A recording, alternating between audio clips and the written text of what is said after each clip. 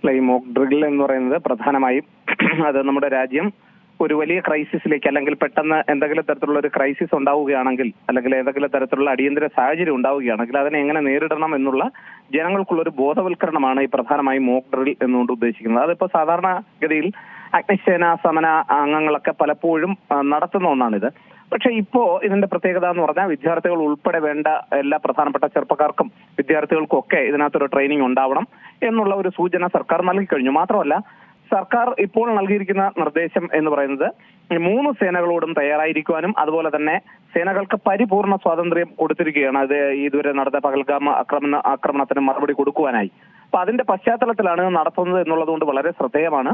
അതിൽ പ്രധാനമായും അവർ ചെയ്യാൻ പോകുന്നത് ഒരു പെട്ടെന്ന് എന്തെങ്കിലും തരത്തിലുള്ള ഒരു അടിയന്തര സാഹചര്യം വന്നാൽ എങ്ങനെയാണ് ബങ്കറുകളിലേക്ക് പോവുക അല്ലെങ്കിൽ സുരക്ഷിത സ്ഥാനങ്ങളിലേക്ക് മാറുക, അതുപോലെ തന്നെ സൈറനൊക്കെ വിമാനത്തിന്റെ സൈറനൊക്കെ കേട്ടുകഴിഞ്ഞാൽ പ്രത്യേകിച്ച് ആക്രമണാപായ സൂചനകളൊക്കെ നൽകിക്കഴിഞ്ഞാൽ എന്ത് ചെയ്യണം, പെട്ടെന്നൊരു പരിക്കോ അല്ലെങ്കിൽ എന്തെങ്കിലും ഒരു കുഴപ്പങ്ങളോ ഉണ്ടായാൽ അവരെ എങ്ങനെയാണ് ശുശ്രൂഷിക്കേണ്ടത്, അടിയന്തരമായി പരിചരണം നൽകേണ്ടത് എങ്ങനെയാണ്, ഇങ്ങനെ തുടങ്ങിയ ധാരാളം വിഷയങ്ങളിൽ അതുപോലെ തന്നെ എന്തെങ്കിലും തരത്തിലുള്ള നനച്ചിരിക്കാത്ത തരത്തിലുള്ള ഏതെങ്കിലും തരത്തിലുള്ള ആക്രമണം നമുക്കുണ്ടായാൽ പോലും അതിനെ തടയുന്നതിന് വേണ്ടി അല്ലെങ്കിൽ അതിൽ നിന്ന് ജനങ്ങൾ എങ്ങനെ സുരക്ഷിതരായിരിക്കണം എന്നൊക്കെയുള്ള നിർദ്ദേശങ്ങൾ, പ്രത്യേകിച്ച് കൊച്ചു കുഞ്ഞുങ്ങളൊക്കെ ഉണ്ടെങ്കിൽ അവരെങ്ങനെ സംരക്ഷിക്കണം, മുതിർന്ന പ്രായമായവരെ എങ്ങനെ കരുതലോടെ സമീപിക്കണം, ഇങ്ങനെ ധാരാളം കാര്യങ്ങൾ അടങ്ങുന്ന ഒന്നായിരിക്കും മോക്ക് ഡ്രിൽ എന്ന് പറയുന്നത്. അത് പ്രധാനമായും രാജ്യത്തിന്റെ സുരക്ഷയുമായി ബന്ധപ്പെട്ട് അതിലെ പൗരന്മാരുടെ സുരക്ഷയുമായി ബന്ധപ്പെട്ട് തന്നെയാണ് ഇത്തരം കാര്യങ്ങൾ ഇരിക്കുന്നത്.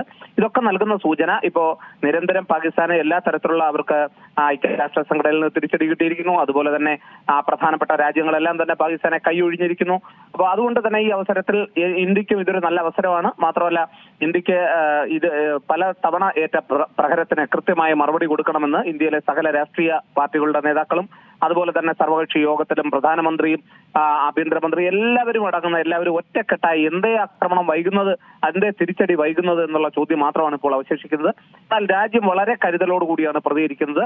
വളരെ പക്വതയോടെയുള്ള ഒരു ജനാധിപത്യ രാജ്യം എന്ന നിലയ്ക്ക് മാത്രമല്ല, ആഭ്യന്തര രംഗത്ത് നമ്മൾ അന്തർദേശീയ രംഗത്ത് നമ്മൾ പലപ്പോഴും സമാധാനത്തെ മാത്രം കാക്ഷിക്കുന്ന ഒരു രാജ്യം എന്നുള്ളത് കൊണ്ട് തന്നെ എടുത്തു ചാടിയുള്ള ഒരാക്രമണത്തിനും മുതിരാതെ അല്ലെങ്കിൽ എടുത്തു ചാടി വലിയ പ്രശ്നങ്ങൾ ഉണ്ടാക്കാതെ നമ്മൾ നമ്മുടെ ലക്ഷ്യം എന്ന് പറഞ്ഞ ഭീകരരെ അമർച്ച ചെയ്യുക അല്ലെങ്കിൽ അവർക്ക് സഹായം ചെയ്തു കൊടുക്കുന്നവരെ തകർക്കുക എന്നുള്ളതാണ്. അതിനു വേണ്ടുന്ന നടപടികളാണ് നമ്മൾ കൈക്കൊള്ളുന്നത്.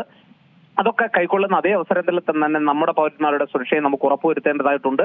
അതിനുള്ള നടപടിക്രമങ്ങൾ തന്നെയാണ് ഇപ്പോൾ സർക്കാർ ചെയ്തുകൊണ്ടിരിക്കുന്നത്. എനിക്ക് തോന്നുന്നത് ഇതൊരു വലിയ നീണ്ടു നിൽക്കുന്ന ഒരു യുദ്ധത്തിലേക്കൊന്നും പോകാൻ സാധ്യതയില്ല. കാരണം ഇന്ത്യൻ സൈന്യം സർവ്വസജ്ജമാണ്. അത് പാകിസ്ഥാനും അറിയാവുന്നതാണ്. ഏതെങ്കിലും തരത്തിൽ ചൈന സഹായങ്ങളൊക്കെ ചെയ്ത് പാകിസ്ഥാനെ കൂടുതൽ ഇപ്പോൾ തന്നെ നമ്മൾ പലപ്പോഴും അന്വേഷണമൊക്കെ നടത്തിയപ്പോൾ നമ്മുടെ സേനകൾക്ക് ബോധ്യപ്പെട്ട ഒരു കാര്യം എന്ന് പറയുന്നത് അവരുടെ കയ്യിലിരിക്കുന്ന അല്ലെങ്കിൽ ഭീകരർ ഉപയോഗിച്ച ഫോണുകളൊക്കെ എന്ന് പറയുന്നത് പാകിസ്ഥാൻ നിർമ്മിത സാറ്റലൈറ്റ് ഫോണുകളാണ്. അപ്പൊ അതൊക്കെ അവരുടെയൊക്കെ പങ്ക് ഇതിനകത്ത് എത്രമാത്രം ഉണ്ട്, അല്ലെങ്കിൽ പാകിസ്ഥാനെ പരോക്ഷമായോ പ്രത്യക്ഷത്തിലോ ഒക്കെ അവരങ്ങനെ സഹായിക്കുന്നു എന്നതിനെയൊക്കെ ആശ്രയിച്ചായിരിക്കും യുദ്ധത്തിന്റെ ഗതിവിഗതികളൊക്കെ നിർണ്ണയിക്കപ്പെടുന്നത്. എന്തായാലും പാകിസ്ഥാൻ ഒറ്റയ്ക്ക് ഒരു നിമിഷം പോലും പോരാടി നിൽക്കുവാനുള്ള ശേഷിയില്ലാന്ന് നമുക്കറിയാം. അതുകൊണ്ട് തന്നെ മാത്രമല്ല, നമ്മള് നേവി വളരെ ശക്തമായിട്ടുള്ള താക്കീത് കഴിഞ്ഞ 2 ദിവസങ്ങൾക്ക് മുമ്പ് നൽകിയതാണ്. ഇന്ത്യൻ അതിർത്തിയിൽ ഒരു അല്പമെങ്കിലും ഇനി അകത്തേക്ക് കടന്നാൽ തകർത്തു കളയും എന്നാണ് അവർ അവരുടെ വെബ്സൈറ്റിൽ സൂചിപ്പിച്ചത്. അതുപോലെ തന്നെ നാവികസേനയും വ്യോമസേനയും എല്ലാം, വ്യോമസേനയാണെങ്കിൽ നമുക്കറിയാം ഉത്തർപ്രദേശിൽ ഗംഗാ എക്സ്പ്രസ് വേ തന്നെ 8 വരി പാത തന്നെ അവർ റൺവേ ആക്കി മാറ്റി. അവിടെ ഒരു അടിയന്തര സാഹചര്യം ഉണ്ടായാൽ വിമാനം ലാൻഡിംഗ് നടത്തുന്നതിനും പറന്നു വരുന്നതിനും ഒക്കെ ഇത് നമ്മൾ മുമ്പും ചെയ്തിട്ടുള്ളതാണെങ്കിലും ഈ ഗംഗാ റൺവേ എക്സ്പ്രസ് വേയിൽ നമ്മളത് ചെയ്തിട്ടില്ല. അപ്പൊ അത് അവിടെ ഒരു പെട്ടെന്ന് ഒരു അടിയന്തര സാഹചര്യം വന്നാൽ നമ്മളതൊരു എങ്ങനെ ഒരു വ്യോമത്താവളമാക്കി മാറ്റാൻ കഴിയുമെന്ന് ഒരു ആലോചിക്കുന്നുണ്ട്. ഇങ്ങനെ ധാരാളം ശ്രമങ്ങൾ വളരെ കരുതലോടെ സർക്കാരിന്റെ ഭാഗത്തുനിന്ന് 3 സേനകളുടെ ഭാഗത്തുനിന്ന് നടത്തിക്കൊണ്ടിരിക്കുകയാണ്. ഇതൊക്കെ വെറുതെയാണെന്ന് നമ്മൾ ധരിക്കേണ്ട. കൃത്യമായ ചുട്ട മറുപടി കൊടുക്കാനുള്ള തീരുമാനത്തിൽ തന്നെയാണ് നമ്മൾ. ഇതിന് തിരിച്ചടി ഉണ്ടാകുമെന്ന് പ്രധാനമന്ത്രി വളരെയധികം വ്യക്തമാക്കി കഴിഞ്ഞു. പാകിസ്ഥാൻ ആവട്ടെ പേടിച്ച് നെട്ടോട്ടത്തിലാണ്.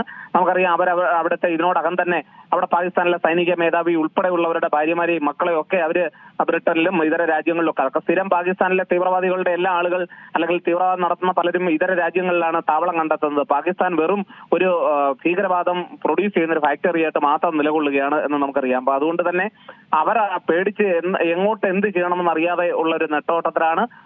അവർ തന്നെ അവർക്ക് അപകടകരമായിട്ടുള്ള പ്രസ്താവനകൾ നടത്തിക്കൊണ്ടിരിക്കുകയാണ്. എന്തായാലും ഇന്ത്യ ഇക്കാര്യത്തിൽ വളരെ കരുതലോടെയാണ് നീങ്ങുന്നത്. അതിന്റെ ഭാഗമായി തന്നെ നമുക്ക് ഈ മോക്ക് ഡ്രില്ലിനെയും കണക്കാക്കാം. ഏറ്റവും പുതിയ വാർത്തകളും വിശേഷങ്ങളും വിരൽ തുമ്പിലറിയാൻ സീ മലയാളം ന്യൂസ് എല്ലാ ഡിജിറ്റൽ പ്ലാറ്റ്ഫോമുകളിലും ലഭ്യം.